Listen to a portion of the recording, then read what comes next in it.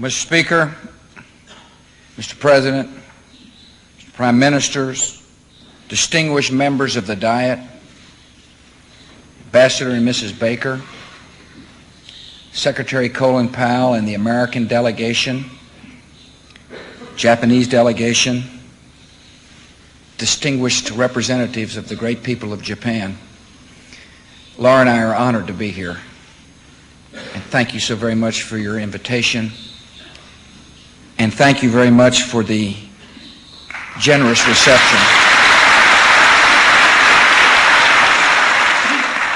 And thank you so very much for the kind and generous reception that we have been shown by the Japanese people. We look forward to the great honor of meeting their Imperial Majesties, the Emperor and Empress, later on today. And we bring to you the respect and good wishes of the American people. A century ago, our two countries were beginning to learn from and about one another after a long period of suspicion and mistrust.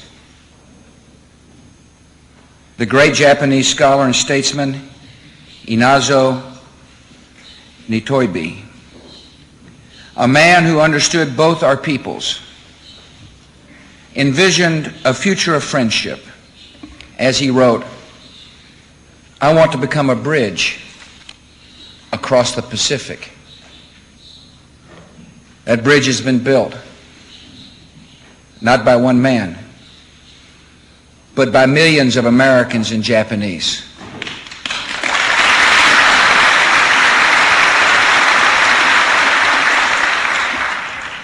My trip to Asia begins here in Japan for an important reason.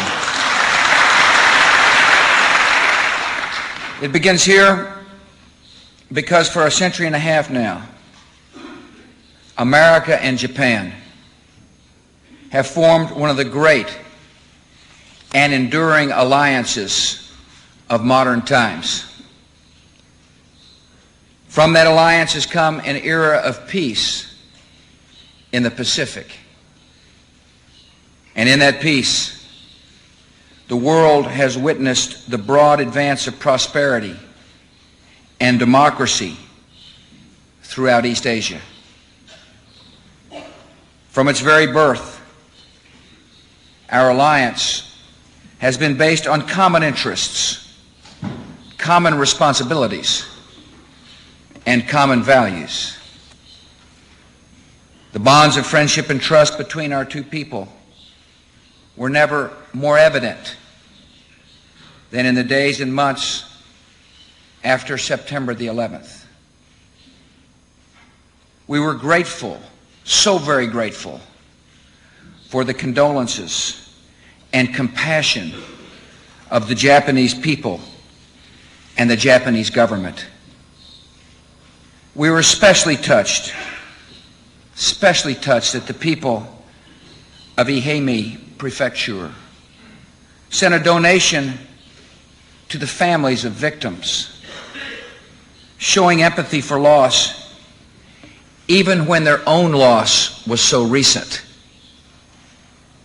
This is a gesture of friendship my nation will never forget.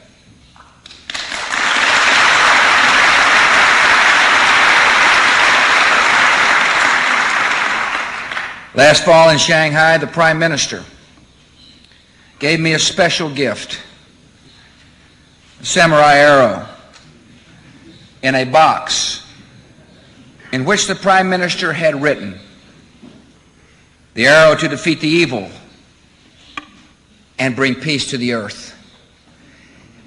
He also said, "This is a fight we have to win to ensure the survival of freedom."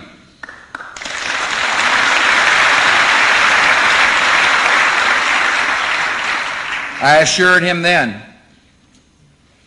and I assure you today, freedom will prevail.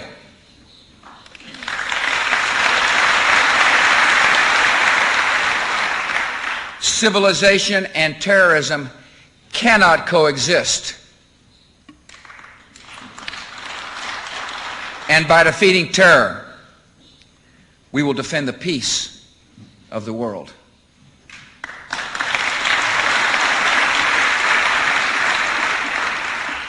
Japan and America are working to find and disrupt terrorist cells. Your diplomats help build a worldwide coalition to defend freedom. Your self-defense forces are providing important logistical support. And your generosity is helping to rebuild a liberated Afghanistan.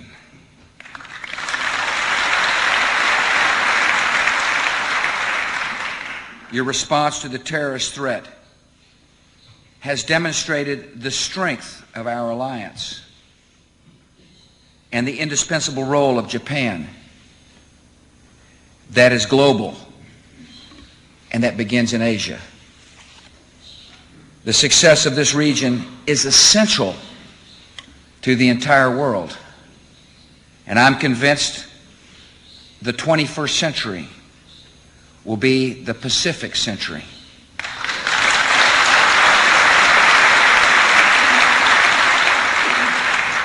Japan and America share a vision for the future of the Asia-Pacific region as a fellowship of free Pacific nations. We seek a peaceful region where no power or coalition of powers endangers the security or freedom of other nations, where military force is not used to resolve political disputes. We seek a peaceful region where the proliferation of missiles and weapons of mass destruction do not threaten humanity. We seek a region with strong institutions of economic and political cooperation that is open to trade and investment on a global scale.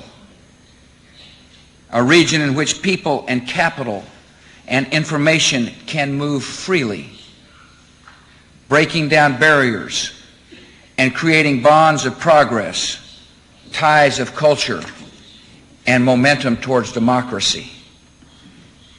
We seek a region in which demilitarized zones and missile batteries no longer separate people with a common heritage and a common future. Realizing this vision, a fellowship of free Pacific nations will require Japan and America to work more closely together than ever before.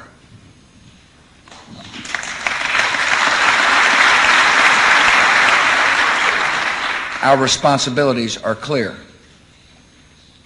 Fortunately, our alliance has never been stronger.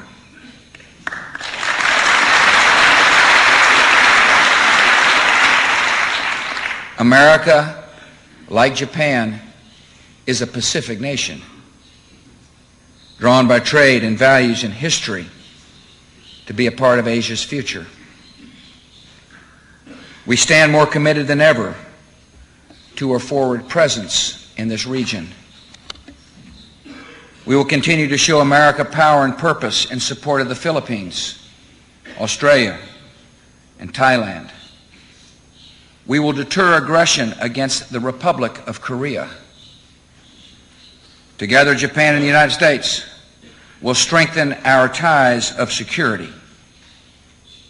America will remember our commitments to the people on Taiwan.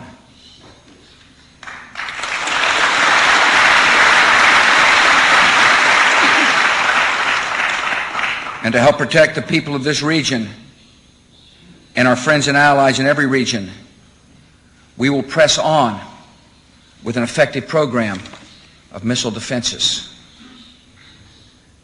In a few days, I'll visit China.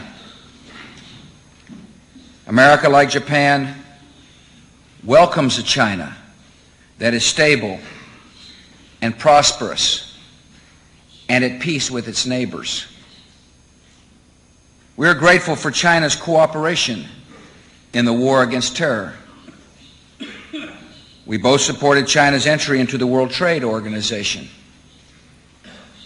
And we will work with China in the great task of building a prosperous and stable Asia for our children and for our grandchildren. In the United States, China will find a partner in trade. China will find the respect it deserves as a great nation. And America will find, and China will find, that America speaks for the universal values that gave our nation birth: the rule of law, the freedom of conscience and religion, and the rights and dignity of every life.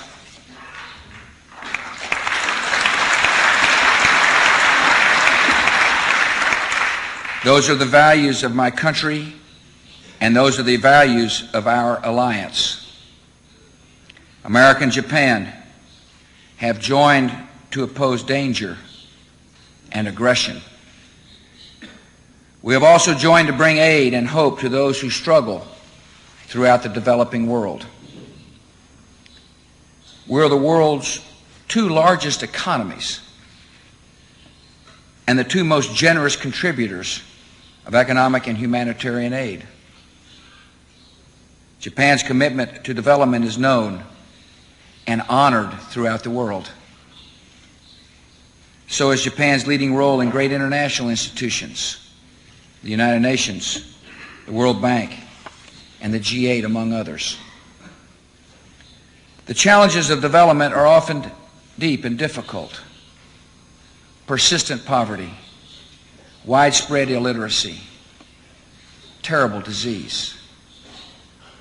Money is necessary, yet money alone will not solve these problems. Lasting help will come as we help to rebuild honest government and effective law enforcement, quality schools and quality hospitals, and growing economies. Progress will require a long-term commitment, and we both must provide it. In the months ahead, our nations will take part in 2 world summits focused on development. Japan and the United States should work to expand our partnerships with the private sectors, to reform international financial institutions, to improve access to education for boys and girls in Asia, in Africa, and in the Middle East. In all our efforts, we must put resources where they do the most good, with the people and the communities we are trying to help. Our 2 countries have unique strengths and a unique opportunity to combine them for the benefit of the world. In science, we're exploring new technologies to produce energy while protecting the environment. In medicine, we're exploring the human genome and nearing treatments and cures to extend lives and relieve suffering. Japan is making these great contributions even in a time of economic uncertainty and transition that has caused some to question whether your nation can maintain these commitments and your leadership in the world. I have no such questions, and I'm confident that Japan's greatest era lies ahead.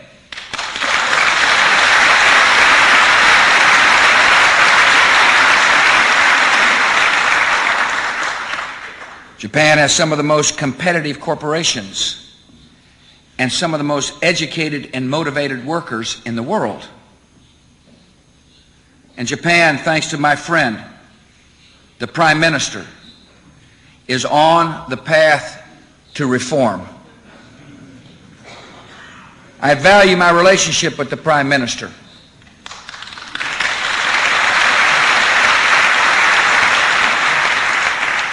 He is a leader who embodies the energy and determination of his country. He and I have had very good visits. I trust him. I enjoy his sense of humor. I consider him a close friend.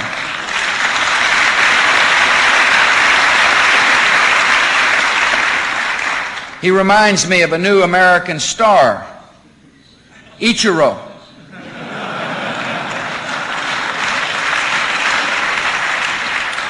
The Prime Minister can hit anything you throw at him.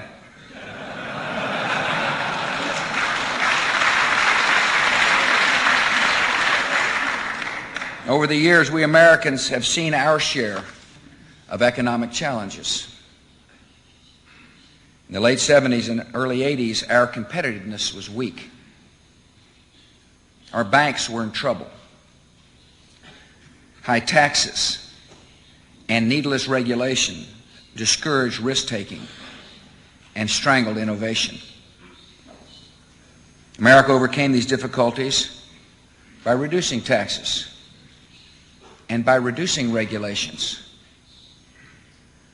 We've moved non-performing loans to market, making way for new investment. As we made reforms, foreign investors regained faith in us, especially investors from Japan.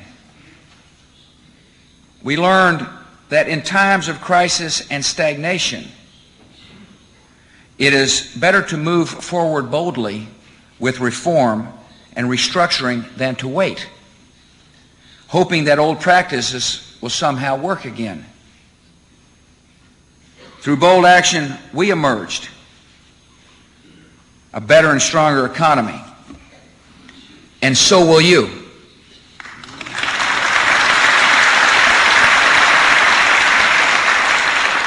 Over the past few years, Americans have increased our investments in Japan, further binding our nations and showing confidence in your future.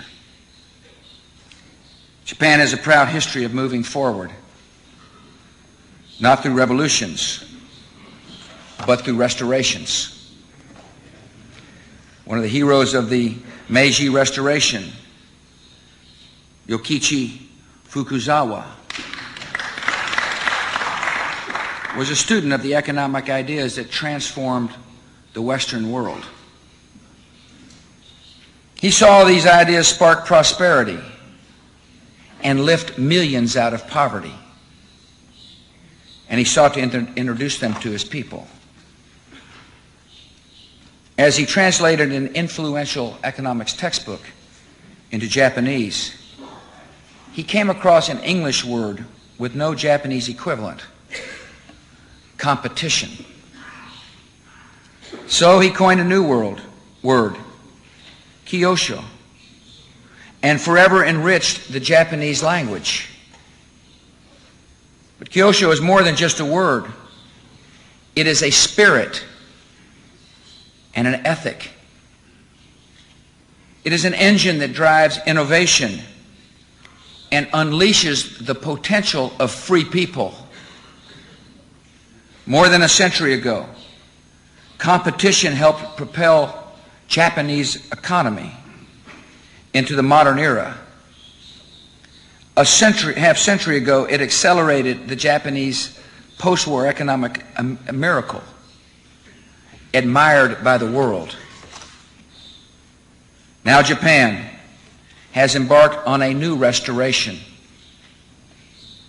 a restoration of prosperity and economic growth through fundamental reform and the full embrace of competition. In all the work that lies ahead, in the defense of freedom, in the advance of development, in the work of reform, you'll have a firm ally in the American government, and you'll have a constant friend in the American people. Thank you very much.